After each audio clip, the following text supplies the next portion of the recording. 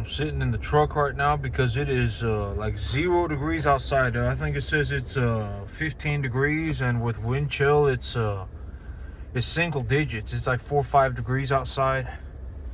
And so I'm sitting in my truck right now. I actually fed the animals, and I got them their food, and they already ate. And I've been taking care of their water too. I've been making sure that they have access to water.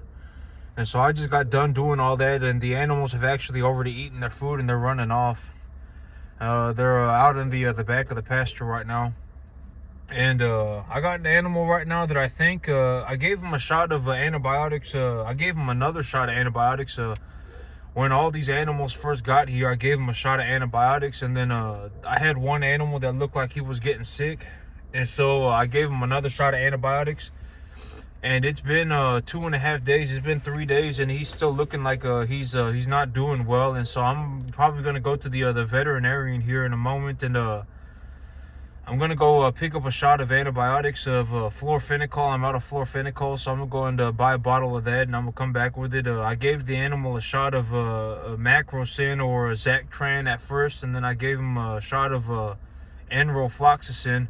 And it still looks like he's not doing very good. He's still just he actually looks like he's doing worse today. He looked like he was doing a bit better yesterday, and then the weather turned on me, and it looks like he got sick again overnight. So I'm taking a look at him, and I figured I have to probably, I may actually even resort to just putting him in actually, that's actually a good idea. I may actually just have to go ahead and put him in the separate barn, right? I may have to go put him in, separate him from the herd. Actually, I'll go ahead and do that as soon as I'm done with this. I'll actually get him loaded up, and I'll take him to the vet, and then I'll just come back, and then I'll leave him in the separate barn by himself.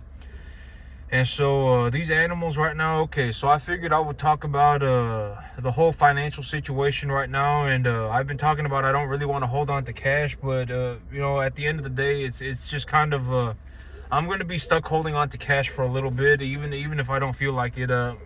Even if it, whatever, because here's the thing. Like next month, I would say that next month I got a couple of good heifers, and I got a good steer, and I got these animals that are going to be going to market, and they'll probably hit the scale at about $650. And when I liquidate these 4 animals, when I liquidate these 3 animals, 4 animals, however many I liquidate, and I take my for the next month, I would anticipate that I'm going to liquidate about 7 animals, 6 or 7 animals, and I'm taking money in from this month into the next month. And so if I end up liquidating 7, and I already have all of the supplies that I need to last me for about a month and a half, right? I already have all the supplies that I need. I don't need anything else. I've already bought everything that I need. My feed is coming in tomorrow, and that feed's going to last me until effectively about April.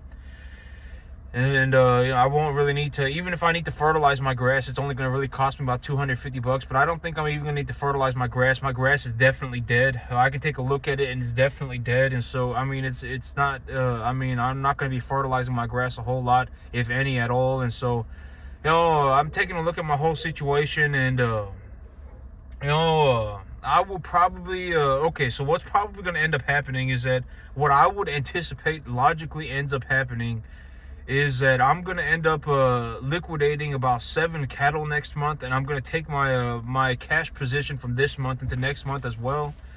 And I don't need any more supplies. All right, I've already bought enough grain, and I already have enough fertilizer. Even if I need to buy fertilizer, it's only going to cost me like $250. So I would anticipate when I liquidate these 7 animals, and I add the cash on top of that, the cash that I have this month on top of that, I would end up actually buying somewhere around 14 animals. And I've already said my whole big idea is that I'm just going to go ahead and buy all 14 animals, right? And at the end of the day, when it comes down to it, when I have too many animals, I will just liquidate some of the bigger ones. So I'm not going to hold on to the $7,000. Right, I'm gonna buy the 7 animals. I'm not gonna hold on to the $8,000. I'm gonna buy the 7, 8 animals, whatever it may be, 9 animals, whatever it may be. I'm not gonna hold on to the money. I'm gonna buy more animals, and then when I have too much positive equity in the herd, when my herd effectively gets too large, I will take money out of my I will take animals out of the stabilized herd and liquidate them. So I'm gonna sell 7. I'm gonna buy 14, and I'm gonna get them all straightened out and situated. I'm gonna see how many animals I have left, etc., etc. And then I'm gonna take a 7, 6, 5, 6, 7 of the bigger animals, and I'm gonna liquidate them, and then I'm gonna hold on to that cash. Because here's the thing: it's like if I go and I liquidate whatever, I go and I liquidate 7 animals, right? And I buy 14, and I come home, and then I take 6 of my bigger animals. I take 7 of my bigger animals, and I liquidate my 7 bigger animals. I'll actually end up coming home with like 11, 12 grand. All right, I'll come home with like $12,000. I won't have 7 grand. I will realistically have 11 or $12,000. All right, but here's the thing: it's like if I liquidate the 7 animals and I make enough money to buy 11. Let's say I liquidated them a little bit early, and then instead of having enough money to buy 12, I have enough money to buy 11. Well, then and also I have to liquidate another 7 animals just to keep my business on track. So I would actually be liquidating 14 animals in 1 month.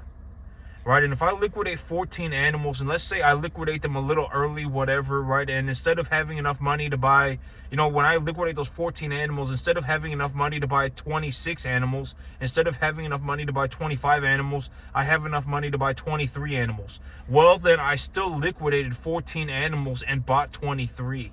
Right, I still increased the size of my herd by 9 animals. It's like a self-feeding loop. Right, the whole idea of reinvesting earnings, right? I'm reinvesting earnings, and when I reinvest my earnings, even if I don't use any debt at all, I will still end up in this self-feeding loop of my investment grows, right? My investment will continue to grow, and so I figured, I took a look at it, and I have to hold on to cash pretty much no matter what. I'm gonna end up having to hold on to cash no matter what. I'll probably end up with somewhere around $75,000-$100,000 in the next 4 months. All right, I probably will somewhere around and it's not gonna be and a portion of that is gonna be positive equity in the herd, right? I'm gonna have positive equity in the herd, and then I'm also gonna be holding on to some cash. All right, and so I would anticipate that when I take a look at my cash and my cash equivalents, how much money would I anticipate that I have? I would say that I would be in the net positive about 75, 100 grand, probably so within about the next 4 months. Realistically, I would like to reinvest all of that money. I'm really gonna have to find myself a good, solid real estate deal. I'm gonna have to buy myself a good piece of real estate, within, I would say that within about 3 or 4 months, within about 2 or 3 months, I will be looking for a piece of real estate, and I'm gonna reinvest the money. I'm gonna reinvest the cash that I have, and I'm gonna get all that squared away so that I'm not just sitting around with cash. And now that I think about it, I actually really would like to get this animal to the vet as soon as possible, and then I'm gonna put him in the preconditioning, or not in the preconditioning pen. I'm gonna put him in the barn, and then I'm gonna get him put away in the barn. And so I'm gonna go ahead and do that, and this is gonna be a real short one for me today, YouTube. Y'all have a good one.